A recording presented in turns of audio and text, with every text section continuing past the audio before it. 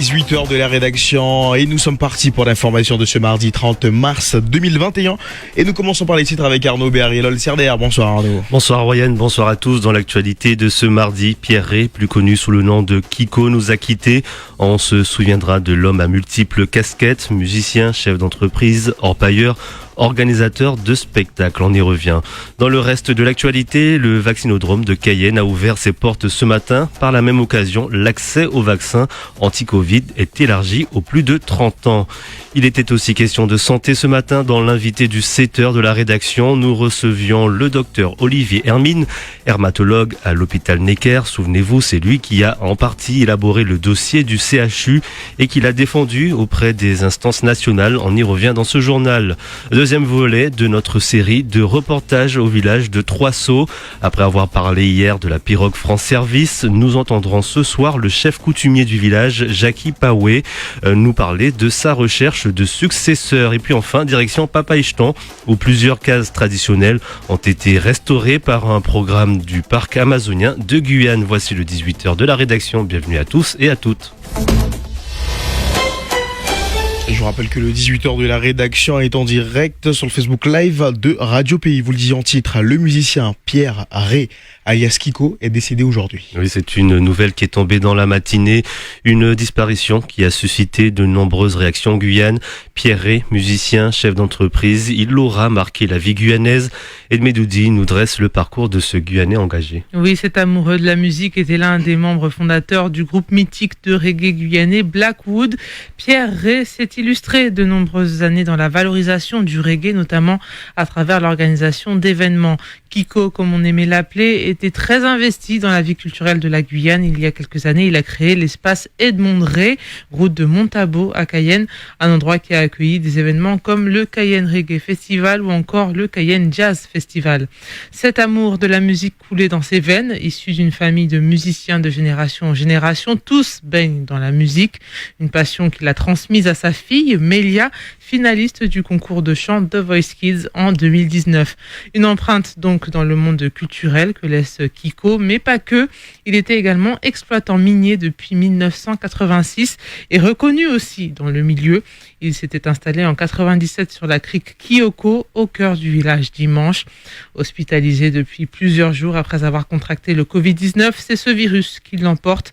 Aujourd'hui, c'est toute une famille qui est touchée par le deuil puisqu'il meurt le jour des funérailles de sa mère, elle aussi décédée du Covid-19 samedi. Pierre Kiko Rey nous a quittés à l'âge de 54 ans. Merci Edmedoudi pour ce portrait de Pierre Rey alias Kiko qui est décédé donc aujourd'hui. Nous y reviendrons dans nos prochaines éditions. Le premier centre de vaccination à grande échelle de Guyane a ouvert ce matin. Oui, à Cayenne, l'Ancre fait désormais office de centre de vaccination ou vaccinodrome. Les autorités sanitaires espèrent réaliser 2750 injections par semaine contre 1200 actuellement au CHC. Avec cette capacité accrue, l'âge minimum pour prétendre à une vaccination a été abaissé à 30 ans par la même occasion. Parmi les premières personnes à se faire vacciner ce matin, la directrice générale de l'ARS, Clara Debord. Elle l'assure, la Guyane a désormais assez de doses pour faire des injections en masse. Ça y est, maintenant nous avons un grand centre de vaccination et surtout beaucoup de doses. Pour vous donner une idée, nous avons 19 000 doses qui arrivent tout au long du mois d'avril. Et pour le moment, on a à peu près un peu moins de 10 000 rendez-vous qui ont été pris. Donc il reste encore des rendez-vous à prendre, des rendez-vous libres sur le mois d'avril. Et donc nous avons décidé d'élargir aux plus de 30 ans. Il faut savoir qu'il commence à y avoir des petits signaux assez inquiétants sur ce qui se passe sur le front de l'épidémie en Guyane. On a pas mal de cas maintenant par rapport aux semaines précédentes. Donc à la fois, on a de la demande, on a plus de doses et on a une épidémie à variant qui semble avoir plus d'effet que les vagues précédentes sur une population plus jeune. Et donc pour toutes ces raisons, on a décidé d'élargir sans attendre la cible. Et comme j'ai entre 30 et 50 ans, j'ai pu me faire vacciner aujourd'hui et j'en suis très heureuse. Alors le parcours est très simple, une fois enregistré, ça va vite, explique Evelyne Bourgeois, cadre de santé au CHC. Ils sont enregistrés, ils sont en salle d'attente. Il y a une aide-soignante qui va faire, qu'on appelle la circulante, qui va les appeler et les diriger par box. Et ensuite, l'infirmière va prendre en charge le patient, enfin l'usager, va lui reposer encore quelques questions sur sa santé. Et ensuite, cette personne, elle ira Elle aura son injection et ensuite elle va en salle d'attente post-vaccination. Elle reste 15 minutes et si tout va bien, elle peut repartir à la maison. Voilà des réactions de Clara Debord, la directrice de l'ARS Guyane, et de d'Evelyne Bourgeois, cadre de santé au CHC. Elle répondait à Florian Royer, une inauguration que vous pouvez retrouver en vidéo sur notre page Facebook. Le gouvernement l'a annoncé la semaine dernière. Un centre hospitalier régional universitaire pour la Guyane sera créé d'ici 2025. C'est la fin de longues négociations avec le gouvernement pour améliorer l'offre de soins sur le territoire, mais aussi le début d'un lent processus, d'un long travail pour que le U d'universitaire vienne s'accoler au CH, centre hospitalier. Pour en parler, le professeur Olivier Hermine, hématologue à l'hôpital Necker. Il était l'invité du 7h ce matin. C'est lui qui a en partie élaboré le dossier du CHU et qui l'a défendu auprès des instances nationales. Plus de recherche, c'est synonyme de plus de médecins et donc de meilleurs soins, a-t-il expliqué au micro de Victor Zamit.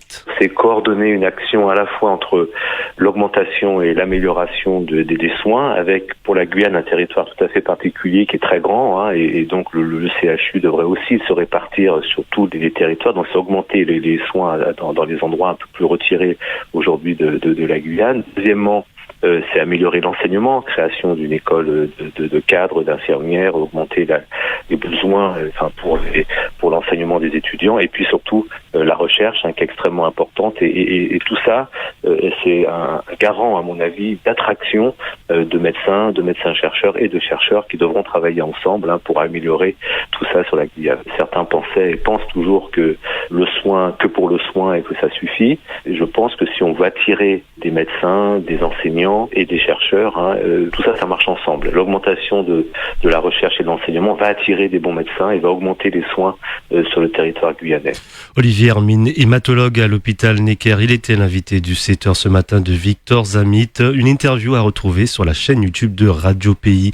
Et puis dans l'optique de densifier l'offre de soins en Guyane, le gouvernement a également annoncé que les 3 centres de santé de Maripasoula, Grand-Santi et Saint-Georges deviendront des hôpitaux de proximité. Le maintien ou pas des élections territoriales en juin. Alors elles devraient se dérouler le 13 et 20 juin prochain normalement, mais la question d'un report se pose à cause de la situation sanitaire dans l'Hexagone.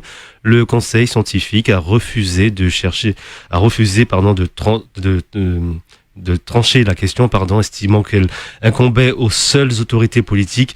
Si le scrutin est maintenu malgré tout, le Conseil a recommandé de solliciter des personnes vaccinées pour tenir les bureaux de vote. Radio Pays, la suite du journal, Arnaud Béhari-Lolsirder. Et dans le reste de l'actualité, un trafic de stupéfiants démantelé au village chinois. Oui, à rue Ernest Prévost, à Cayenne plus précisément. 4 personnes, dont une femme, ont été déférées au parquet de Cayenne.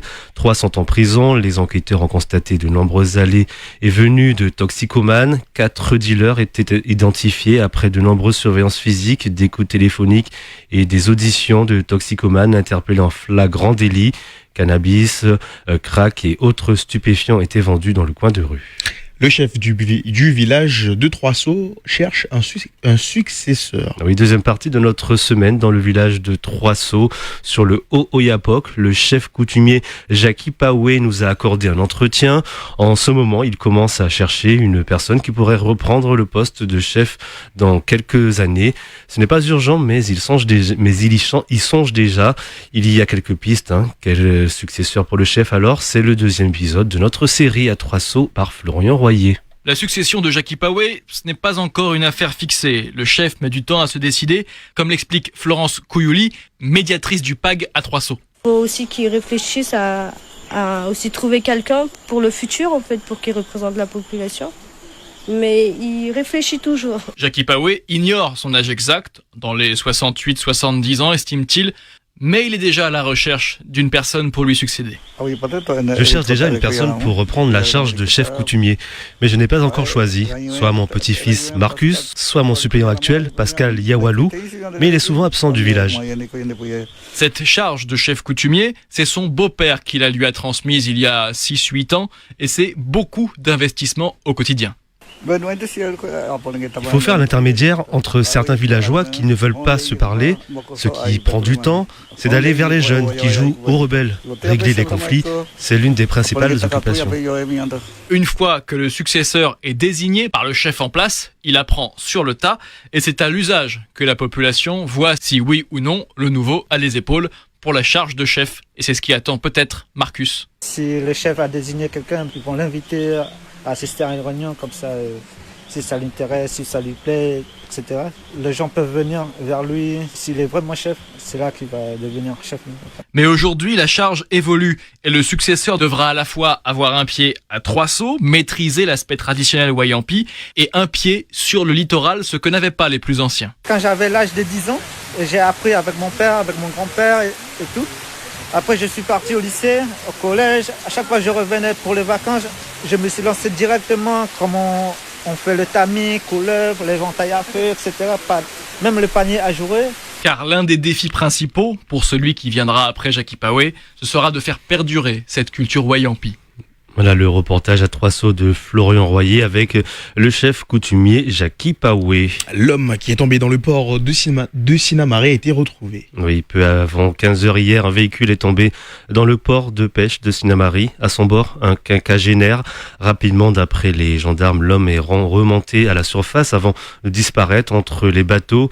Les gendarmes et les pompiers de Sinnamary ont lancé les recherches, d'abord en pirogue, puis avec les plongeurs sauveteurs. En fin d'après-midi, l'homme a été retrouvé sans vie par les plongeurs. Cap sur Papaichtan qui inaugurait ce week-end son nouvel espace muséal. Oui, une exposition permanente consacrée aux abattis Kotika a été conçue par le parc amazonien et la commune. Papaichtan étant le berceau de la communauté Boni, c'est tout naturellement que cet espace muséal se trouve désormais au cœur du bourg. Clément Buzalka en a fait la visite. C'est en musique traditionnelle que cette expo a été inaugurée. Ici, à Papaichtan, au cœur de l'histoire du marronnage, bien évidemment, mais aussi celle de l'alliance des Boni, des Aluku et plus tard des Wayana, situés plus haut sur le fleuve Lawa. Nature, peuple, coutume, voilà tout ce qu'on retrouve dans ce tout nouvel espace. Pascal Vardon, le directeur du parc amazonien de Guyane. Aujourd'hui, on met tout ça en valeur, la beauté des paysages, du fleuve, de la forêt. Et puis le rappel de cette histoire, de cette culture qui se traduit, et encore aujourd'hui, beaucoup par les arts, l'art du kembe, les danses, les chants. L'histoire, c'est le cœur de cette exposition, ce qui a demandé beaucoup de travail aux équipes du parc amazonien, notamment à Stéphanie Bouillaguet, l'une des créatrices de ce musée. L'histoire la plus marquante, je pense, c'est l'installation du peuple Aluku en Guyane. On explique aussi qui ont été les différents grands-mans. Qu'est-ce qu'un grand-mans pour le peuple Aluku? On explique la généalogie des grands-mans. Donc voilà, moi c'est la partie historique qui m'a le plus intéressée. Mais comment raconter toute cette histoire aux jeunes générations et aux touristes de passage?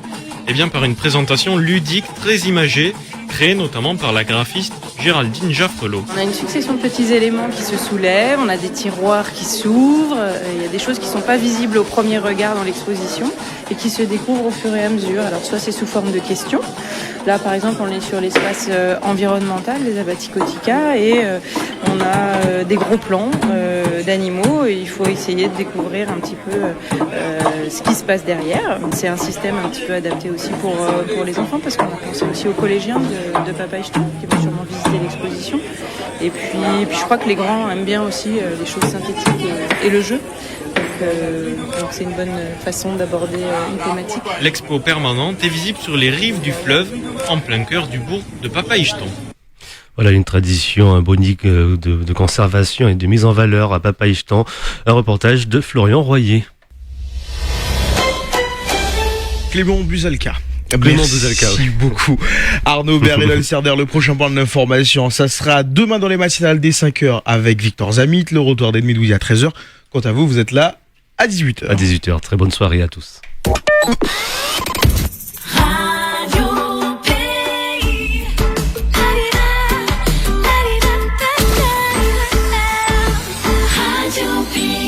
Je vous rappelle que le journal de 18h est en rediffusion sur le Facebook Live et la page YouTube également de Radio Pays. Avec Radio Pays, l'essentiel.